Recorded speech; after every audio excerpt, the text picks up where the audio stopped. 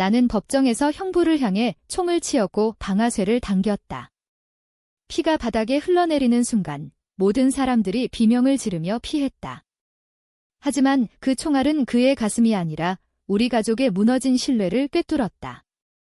그날 아침 나는 엄마의 장례식에서 형부의 비밀 장부를 발견했다. 그 안에 적힌 숫자들은 우리 집안의 모든 재산을 삼킨 괴물이었다. 이 계자시가 내가 우리를 다 망쳤어. 나는 속으로 외쳤지만 입 밖으로 나온 건 차가운 미소뿐이었다. 복수는 시작부터 끝까지 내 손으로 해야 했다. 형부가 웃으며 가족이잖아, 용서해라고 말할 때 나는 이미 그의 목을 조르는 상상을 하고 있었다. 하지만 진짜 지옥은 아직 시작도 안 된 거였다. 서울의 겨울은 항상 차갑고 잔인했다. 2025년 12월, 눈발이 흩날리는 그날, 나는 지하철에서 창밖을 멍하니 바라보고 있었다. 내 이름은 이지은, 32살. 평범한 회사원으로 매일 아침 7시에 출근해 밤 10시에 퇴근하는 삶을 살았다. 하지만 그날, 내 인생은 산산조각 났다. 엄마의 전화가 왔기 때문이다. 지은아, 내 언니가 자살했어. 언니, 이수연. 우리 가족의 맞이, 그리고 형부 강민준의 아내. 언니는 항상 완벽했다. 서울대 법대 졸업, 대형 로펌 변호사, 그리고 민준 오빠와의 결혼으로 우리 가족의 자랑거리였다. 엄마는 늘 수연이가 있어서 다행이야 라고 말하셨다. 나는 그냥 작은 딸이었다. 언니의 그림자 속에 숨어 사는 평범한 존재.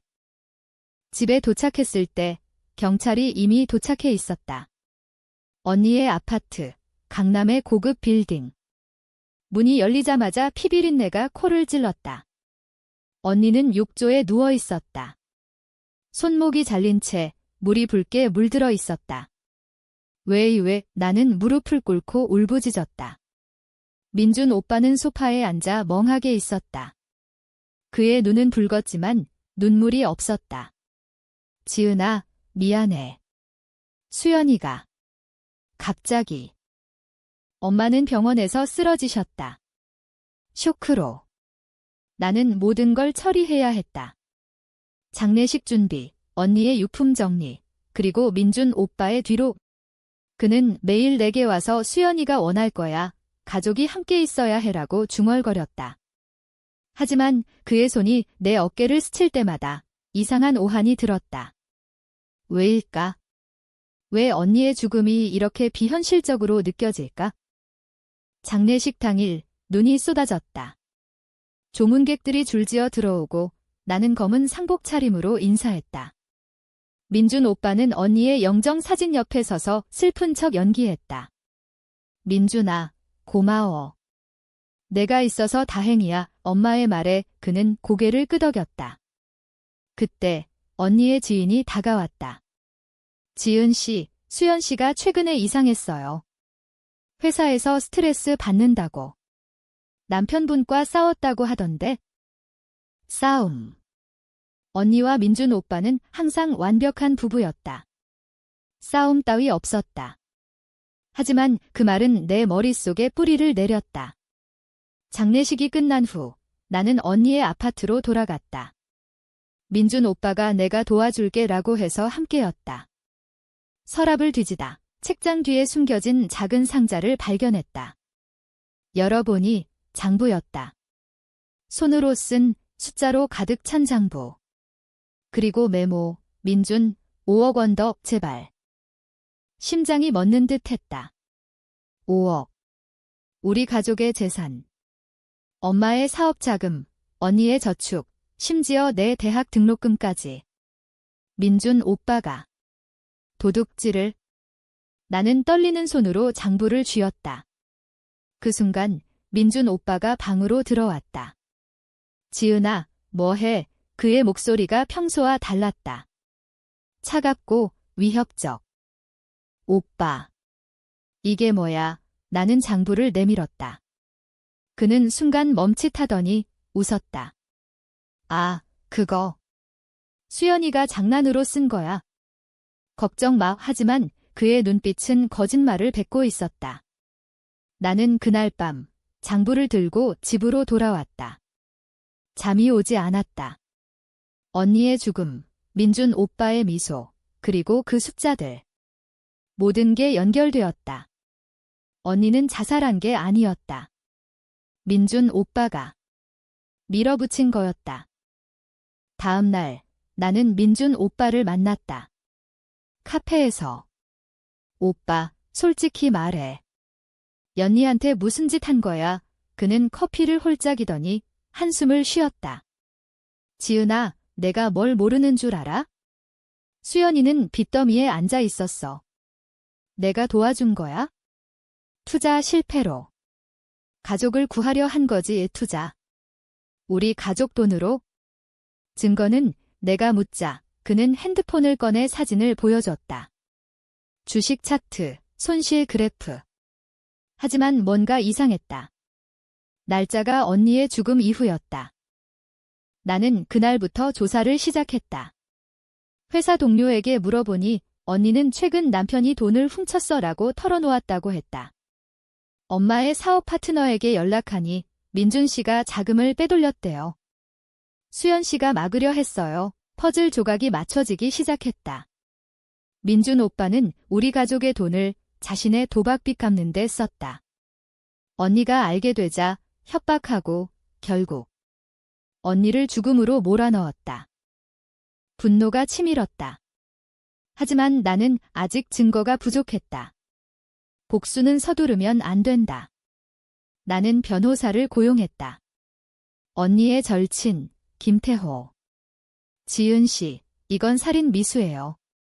민준 그 새끼, 잡아야 해. 태호는 장부를 분석하며 민준 오빠의 은행 거래 내역을 해킹했다. 불법이지만 복수를 위해선 뭐든 결과는 충격적이었다. 20억 원 우리 가족의 모든 걸 삼킨 금액. 그날 밤 나는 거울 앞에 서서 중얼거렸다.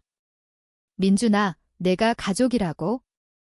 내가 배신자야. 눈물이 흘렀지만 곧 지워버렸다. 이제 시작이다. 법정에서 내 목을 조를 거야?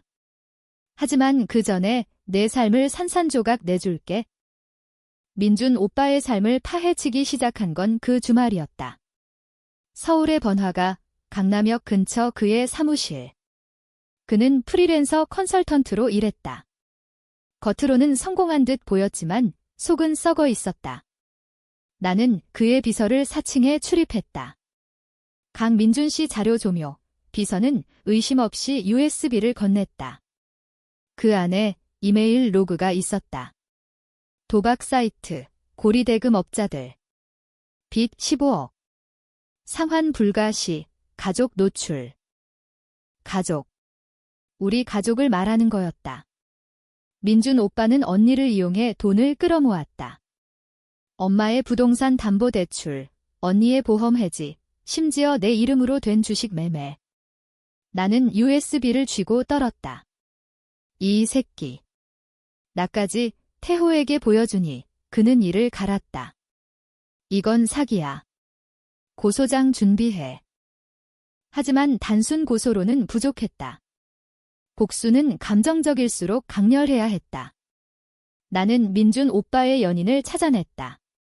클럽에서 만난 여자, 지은. 이름이 같아서 아이러니했다. 민준 오빠가 결혼했대요? 거짓말쟁이 그녀는 울면서 털어놓았다. 민준 오빠는 그녀에게도 돈을 뜯었다. 투자하자면서. 이제 그녀도 증인이 될 수 있었다. 집에 돌아오니 엄마가 기다리고 있었다. 병원에서 퇴원한 지 며칠. 지은아, 민준이가 이상해. 수연이 장례 때 그의 눈빛이 엄마도 느꼈던 거다. 나는 장부를 보여줬다. 엄마는 쓰러지듯 앉아 울었다. 우리 집안이 어떻게 그날 우리는 결심했다. 민준 오빠를 고발한다. 하지만 먼저 그의 기반을 무너뜨려야 했다. 다음 날 나는 민준 오빠를 다시 만났다. 공원 벤치에서. 오빠, 언니 일, 내 탓이야. 그는 웃었다. 증거 있어? 없으면 입 다물어. 그의 오만함이 역겨웠다. 나는 핸드폰을 켜 녹음 버튼을 눌렀다. 오빠, 20억 원 어디 갔어? 도박. 그는 당황하더니 낮은 목소리로 조용히 해. 가족이잖아. 돌려줄게, 가족. 그 단어가 칼처럼 가슴을 파고들었다. 녹음 파일을 태호에게 보냈다. 이거면 충분해. 하지만 더 파야 해. 우리는 민준 오빠의 과거를 뒤졌다. 그는 대학 시절부터 사기꾼이었다. 언니를 만난 건 계산된 일. 수연의 배경이 좋았으니까. 그의 대학 동창이 말했다. 모든 게 계획이었다. 언니의 사랑, 우리 가족의 신뢰. 다 이용당한 거. 분노가 쌓일수록 나는 변했다. 거울 속 내 얼굴은 더 날카로워졌다. 친구들은 지은아, 쉬어라고 했지만 나는 멈출 수 없었다. 복수는 중독이었다. 민준 오빠의 집에 몰래 들어갔다. 열쇠는 언니 거였다. 그의 컴퓨터에 바이러스를 심었다. 파일들이 삭제되기 시작했다. 이제 내 비밀이 사라질 거야? 하지만 실수는 있었다. 민준 오빠가 갑자기 돌아왔다. 나는 옷장 안에 숨었다.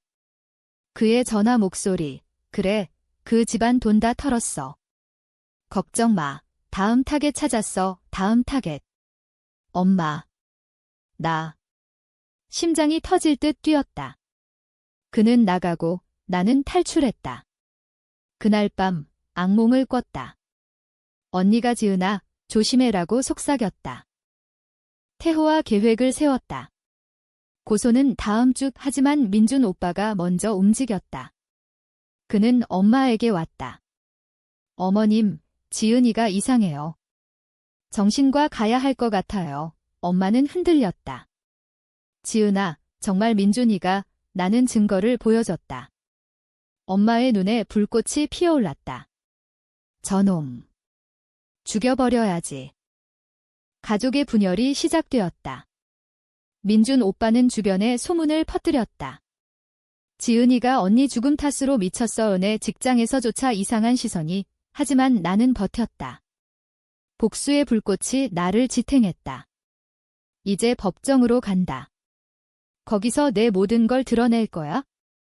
고소장이 제출된 날 서울지방법원은 혼란에 빠졌다. 민준 오빠는 즉시 체포됐다. 이건 오해야. 가족 간 다툼일 뿐. 그는 소리쳤지만 경찰은 수갑을 채웠다. 뉴스가 떴다. 유명 로펌 변호사 부부, 사기와 살인 혐의 연이의 이름이 더럽혀졌다. 하지만 나는 개의치 않았다. 진실이 드러나는 게 중요했다. 태호는 내 변호사였다.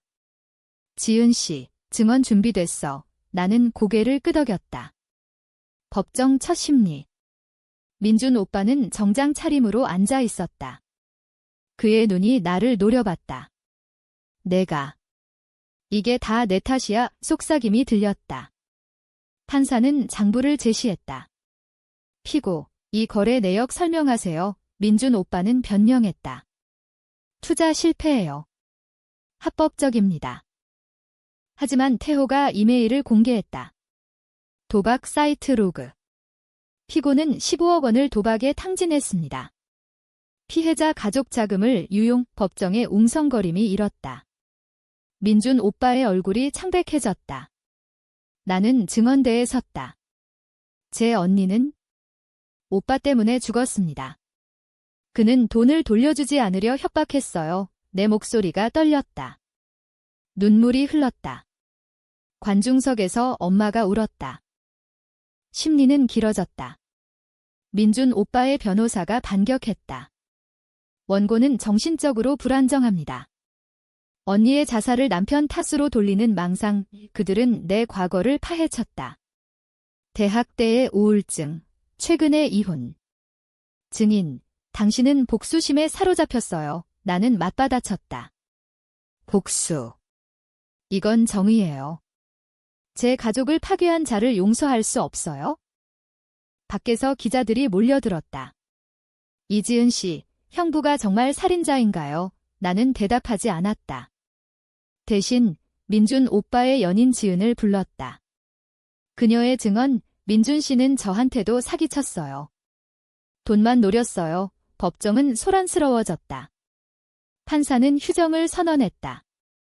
그날 밤 위협이 왔다. 익명의 문자, 입 다물어. 아니면 내 엄마 다음. 나는 경찰에 신고했다. 하지만 증거가 없었다. 태호가 말했다. 민준 놈이 감옥에서 지시한 거야.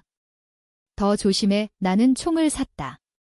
불법이지만 두려움은 합법이 아니었다. 집에 총을 숨기고 잠들었다. 다음 심리에서 민준 오빠의 어머니가 나타났다. 제 아들은 억울해요. 그 집안이 가난뱅이에요. 그녀의 눈물 연기가 역겨웠다. 하지만 엄마가 대응했다. 당신 아들이 우리 딸을 죽였어요. 법정은 싸움터가 됐다. 경호원들이 나섰다. 나는 속으로 웃었다. 이제 내 가족도 무너지는 거야? 증거가 쌓였다. 언니의 일기. 민준이 돈을 훔쳐. 말하면 죽인대. DNA 검사, 6조의 물의 민준 오빠의 지문.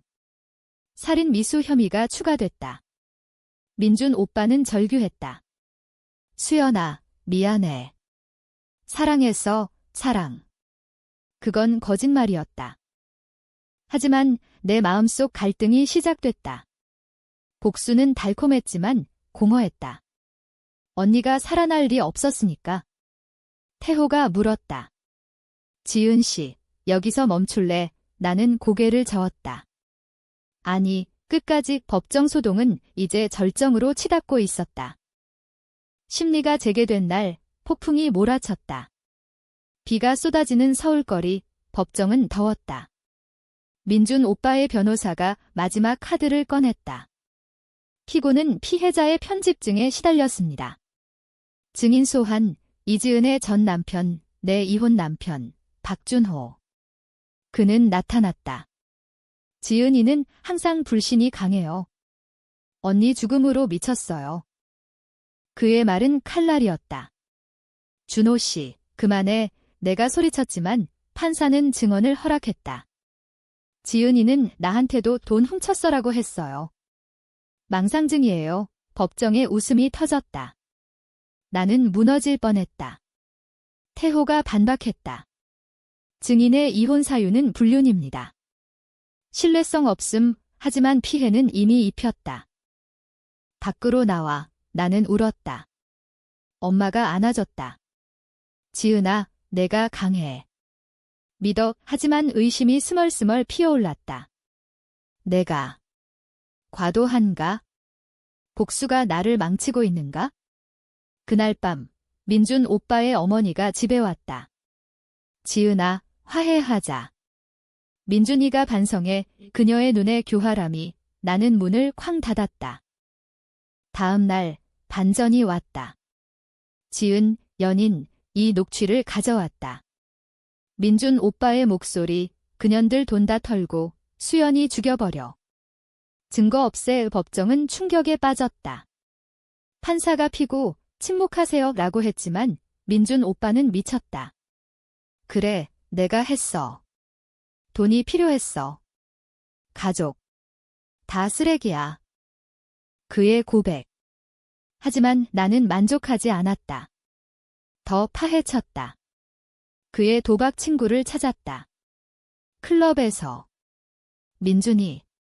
그 새끼 가족 돈으로 베팅했지? 수연이 알자. 위협했어. 증언서가 쌓였다. 이제 민준 오빠는 끝장이었다. 하지만 그는 도망쳤다. 보석으로 풀려난 직후. 추격전이 시작됐다. 나는 태호와 함께 그의 은신처를 샅샅이 뒤졌다. 인천의 모텔. 문을 부수고 들어가자 그는 창가에 서 있었다. 지은아, 제발. 용서해. 그의 눈에 공포가. 나는 총을 꺼냈다. 언니를 돌려줘. 손가락이 방아쇠에. 하지만 쏘지 않았다. 법정에서 끝내줄게. 경찰이 도착했다. 그는 다시 잡혔다. 뉴스, 사기범 도주 실패. 살인 고백, 여론이 나를 지지했다. 그녀의 복수, 정의로워 하지만 내 마음은 여전히 아팠다. 언니의 빈자리, 엄마의 쇠약함. 복수는 승리지만 상처는 영원했다. 마지막 심리전, 나는 언니의 묘를 찾았다. 언니, 곧 끝나. 내 목까지 갚아줄게. 바람이 불었다. 눈물이 흘렀다. 이제 진짜 싸움이다. 최종 심리날, 법정은 10,000원이었다. 기자, 가족, 호기심 많은 시민들. 판사가 입장하자 긴장감이 감돌았다. 민준 오빠는 쇠사슬에 묶인 채 앉아 있었다. 그의 얼굴은 초췌했다. 피고, 최후 진술, 그는 고개를 들었다. 저는 잘못했어요. 하지만 사랑했어요. 수연이를. 사랑. 웃기지도 않았다. 태호가 마무리 증언을 했다. 모든 증거 제시, 장부, 녹음, DNA. 피고는 사기, 횡령, 살인 미수. 최소 무기징역. 이 변호사는 정신 이상을 주장했지만 소용없었다. 나는 증언대에 다시 섰다. 민준 씨, 당신은 가족이 아니었어요. 괴물이었어요. 제 언니의 피가 당신 손에 묻었어요. 법정에 침묵이 흘렀다. 판사가 퇴장했다. 기다림의 시간. 엄마가 내 손을 잡았다. 지은아, 고마워. 2시간 후, 판결, 피고 강민준, 사기 15년, 살인 미수 10년. 총 25년 실형. 법정은 환호했다. 민준 오빠는 무너졌다. 아니야. 이건. 그는 나를 노려봤다. 지은아, 내가 이겼지만. 후회할 거야. 그의 말에 소름이 돋았다. 하지만 나는 미소 지었다. 후회. 당신이 먼저 한 거잖아. 끌려나가는 그의 뒷모습. 복수의 절정. 밖으로 나오니 플래시가 터졌다. 승소 축하합니다. 하지만 기쁨은 짧았다.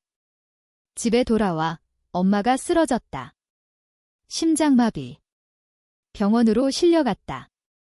엄마. 왜? 의사가 말했다. 스트레스예요. 회복 가능하지만 조심하세요. 민준 오빠의 어머니가 병실에 왔다. 제 아들. 당신 탓이야. 나는 차갑게 말했다. 당신 아들이 우리 엄마를 죽이려 했어요. 그녀는 울면서 갔다. 그날 나는 깨달았다. 복수는 끝났지만 상처는 새로 생겼다. 언니의 죽음, 엄마의 병, 내 영혼의 균열. 태호가 위로했다. 지은 씨, 이제 쉬어. 내가 이겼어. 하지만 쉬기엔 너무 늦었다. 나는 직장을 그만두고 책을 썼다. 이 이야기. 가족의 배신. 출간되자 베스트셀러. 사람들이 용기 있다고 했지만 나는 알았다. 용기.